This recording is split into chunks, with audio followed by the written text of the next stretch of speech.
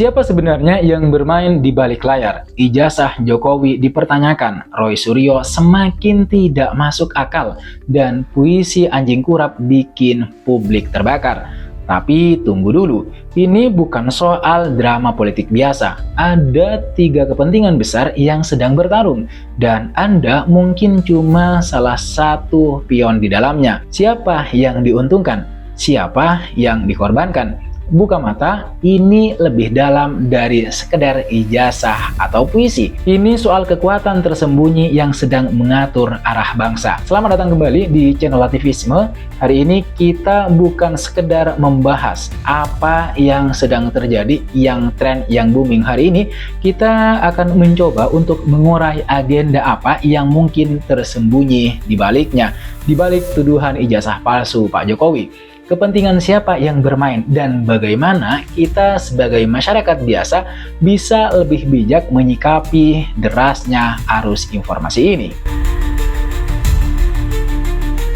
Pertama, mari kita fokus pada Roy Suryo dan tuduhannya terkait keaslian ijazah mantan Presiden Republik Indonesia, yaitu Joko Widodo. Isu ini sebenarnya bukan barang baru lagi, sudah beberapa kali memang muncul dan tenggelam di permukaan publik, dan terutama menjelang atau pasca momen-momen krusial politik penting. Namun ketika seorang mantan menteri dan tokoh publik seperti Roy Suryo kembali mengangkatnya ke permukaan, ke tengah-tengah publik, tentu saja ini menarik perhatian kita. Roy Suryo yang kita kenal sebagai pakar telematika dan juga politikus di masa Pak SBY secara vokal mempertanyakan dan bahkan mengklaim adanya ketidaksesuaian atau dugaan pemalsuan pada ijazah sarjana pertanian Pak Jokowi dari UGM. Klaim ini ia lontarkan disertai dengan apa yang ia sebut sebagai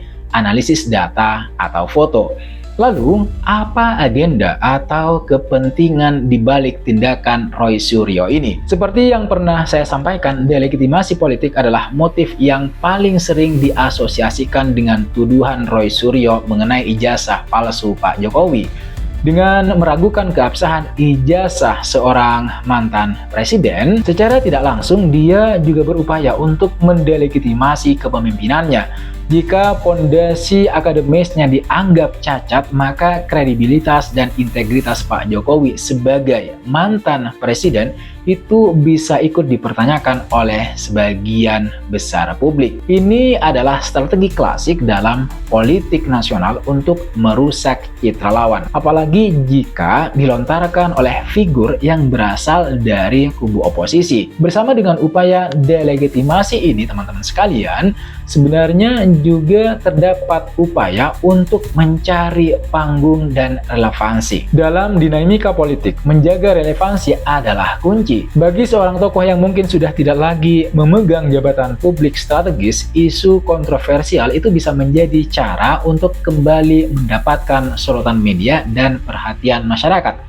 Perhatian publik. Semakin besar isu yang diangkat, yang disebarkan, maka semakin besar pula potensi untuk menjadi pusat dari perbincangan publik. Roy Suryo dengan latar belakangnya mungkin merasa memiliki otoritas untuk kemudian berbicara soal keaslian digital atau dokumen tertentu, atau secara spesifik dalam konteks ini melemparkan tuduhan jika ijazah S1 Pak Jokowi ini palsu seperti yang dia tuduhkan. Tuduhan ini bisa menjadi bahan bakar bagi kelompok-kelompok yang memang sudah tidak puas atau berseberangan dengan pemerintah. Isu ini dapat memperkuat narasi negatif yang sudah ada dan memobilisasi dukungan dari mereka yang skeptis atau anti Pak Jokowi. Ini adalah upaya untuk kemudian membangun atau memperkuat basis massa oposisi, serta sekaligus juga menjadi cara untuk menguji seberapa solid dukungan publik terhadap Jokowi serta anaknya yang saat ini duduk di kursi pemerintahan menjadi wakil presiden dari Pak Prabowo.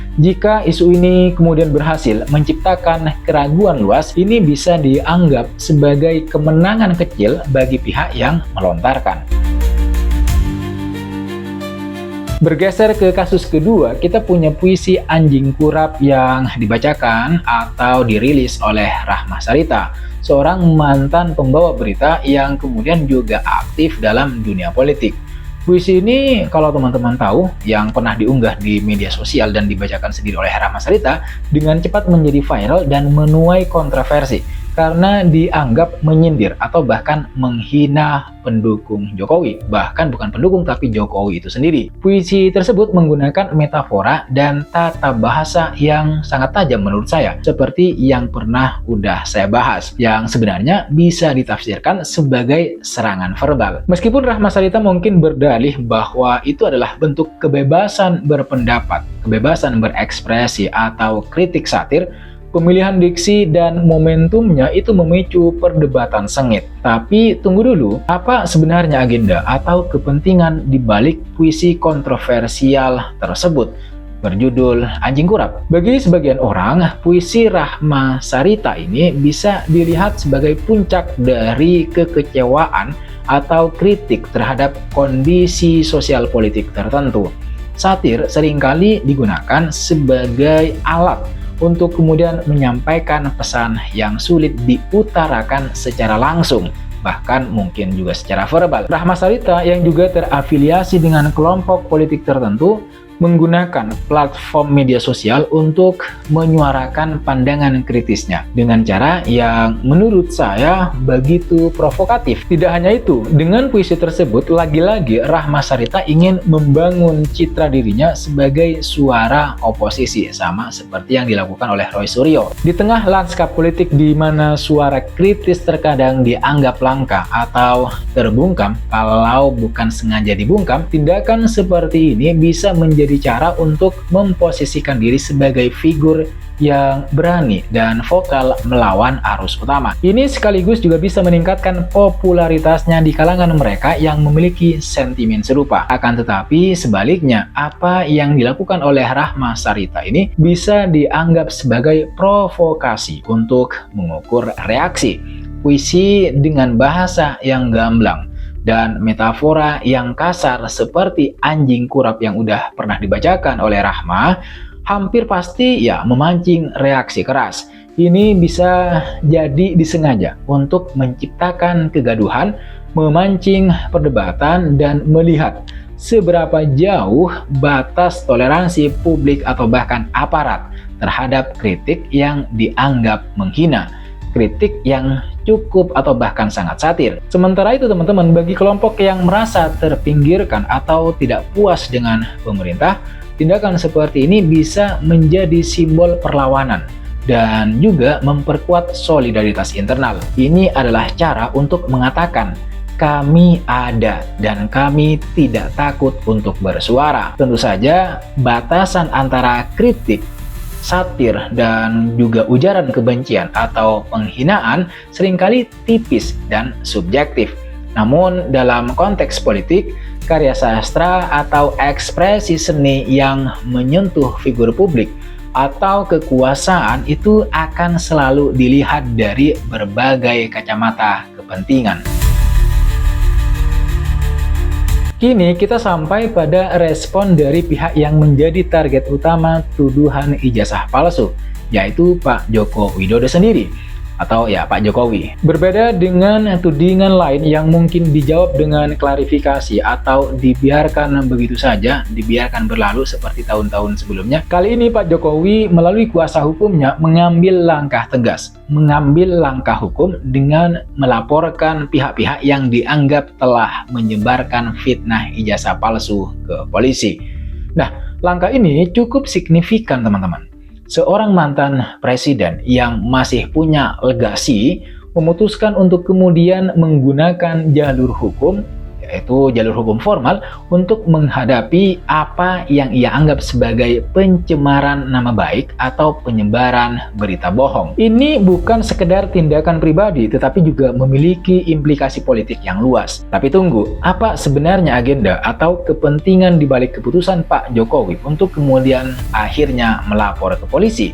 Jawabannya adalah tentu saja sebagai perlindungan reputasi dan kewibawaan institusi kepresidenan. Ini adalah alasan yang paling jelas. Tuduhan pemalsuan ijazah jika dibiarkan terus bergulir tanpa tindakan tegas dapat merusak tidak hanya reputasi pribadi Pak Jokowi, tetapi juga kewibawaan institusi kepresidenan.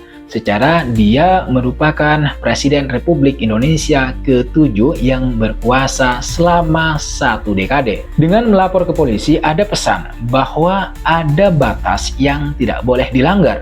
Di sisi yang lain, langkah Pak Jokowi ini bisa dilihat sebagai upaya untuk menegakkan supremasi hukum dan memberi efek jera. Pak Jokowi ingin menunjukkan ke kita semua, ke masyarakat Indonesia, bahwa negara hukum berlaku untuk semua dan penyebaran fitnah atau berita bohong, disinformasi, memiliki konsekuensi hukum. Tentu saja sangat diharapkan agar langkah ini bisa memberikan efek jera bagi pihak lain yang mungkin memiliki niat untuk melakukan hal serupa nanti di masa depan. Ini adalah upaya untuk membersihkan ruang publik dari disinformasi yang merusak. Saya setuju jika apa yang dilakukan oleh Pak Jokowi ini kita sebut sebagai counter narasi yang kuat. Daripada hanya membantah melalui media, melakukan klarifikasi, jalur hukum itu dianggap sebagai cara yang lebih formal dan memiliki bobot lebih untuk kemudian membuktikan bahwa tuduhan tersebut, tuduhan ijazah palsu, itu tidak berdasar. Proses hukum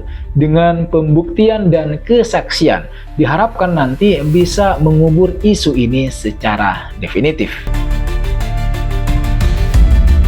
Sekarang mari kita coba tarik benang merah dari ketiga peristiwa ini. Roy Suryo, Rahma Sarita, dan respon hukum Pak Jokowi. Semuanya adalah bagian dari dinamika politik yang lebih besar di Indonesia, terutama dalam era digital seperti yang kita hadapi sekarang. Ketiga kasus yang saya narasikan, yang barusan saya sajikan, itu adalah contoh nyata dari perang narasi. Setiap pihak berusaha untuk membangun dan menyebarkan narasi yang menguntungkan kepentingannya dan merugikan lawan. Dan di era media sosial seperti sekarang, narasi ini bisa menyebar dengan sangat cepat dan luas, dan seringkali tanpa filter atau verifikasi yang memadai. Hanya saja, isu-isu seperti ini cenderung memperdalam polarisasi politik yang sudah ada saat ini. Pendukung masing-masing kubu saya kira akan mempercayai narasi yang sejalan dengan keyakinan mereka, sementara mereka yang berada di tengah-tengah mungkin semakin bingung atau nanti apatis. Ini yang berbahaya. Di sisi yang lain, pemilihan waktu untuk melontarkan isu seperti yang dilakukan oleh Roy Suryo atau penggunaan simbol dan bahasa yang cukup atau bahkan sangat provokatif oleh Rahma Sarita adalah strategi untuk memaksimalkan dampak. Begitu pula respon hukum dari Pak Jokowi yang juga syarat dengan pesan simbolis tentang ketegasan dan penegakan hukum di Indonesia. Sementara bagi kita sebagai masyarakat biasa, masyarakat sipil, ini adalah pengingat betapa pentingnya literasi digital. Kita perlu mampu memilah dan memilih informasi, memverifikasi sumber, memahami konteks, dan tidak mudah terpancing emosi atau terprovokasi oleh narasi sepihak. Harus diingat, agenda di balik setiap tindakan politik itu seringkali berlapis-lapis. Bisa jadi ada kepentingan pribadi, kepentingan kelompok atau primordial, atau bahkan manuver strategis yang lebih besar. Jarang sekali sebuah tindakan politik hanya memiliki satu motif tunggal. Jadi apa kesimpulan yang bisa kita tarik? Kasus Roy Suryo, Rahma Sarita, dan laporan Presiden Joko Widodo kepada polisi adalah cerminan dari pertarungan politik yang tidak hanya terjadi di bilik suara atau parlemen, tetapi juga di ruang publik, di media sosial, dan di ranah hukum. Di satu sisi, ada upaya untuk kemudian mendelegitimasi, mencari panggung, atau menyuarakan kritik dengan cara yang kontroversial. Di sisi yang lain, ada upaya untuk kemudian membela diri, menegakkan hukum, dan mengirim pesan ketegasan. Semuanya adalah bagian dari permainan politik yang kompleks. Sebagai audiens yang cerdas, sebagai masyarakat yang terliterasi, tugas kita adalah untuk tidak menelan mentah-mentah setiap informasi yang datang ke kita. Selalu pertanyakan, cui bono, siapa yang diuntungkan? Apa agenda tersembunyinya? Dengan begitu, kita tidak hanya menjadi penonton pasif, tetapi juga warga negara yang aktif dan kritis dalam menjaga kualitas demokrasi kita. Bagaimana menurut kalian? Apa analisis kalian terhadap ketiga peristiwa atau kasus yang barusan kita bahas? Sampaikan pendapat kalian di kolom komentar di bawah. Mari berdiskusi dengan sehat dan mencerahkan. Jangan lupa untuk like, share, dan subscribe channel Lativisme agar tidak ketinggalan analisis-analisis atau pembahasan-pembahasan terbaru soal politik menarik lainnya. Terima kasih buat kalian yang sudah menonton video ini sampai selesai. Terima kasih buat kalian yang sudah subscribe. Terima kasih buat kalian yang sudah memberikan kritik, pertanyaan, atau masukan, atau secara umum komentar-komentar di video saya sebelumnya. Sekali lagi, jangan lupa like, comment, dan subscribe. Nyalakan notifnya. I'll see you on the next video.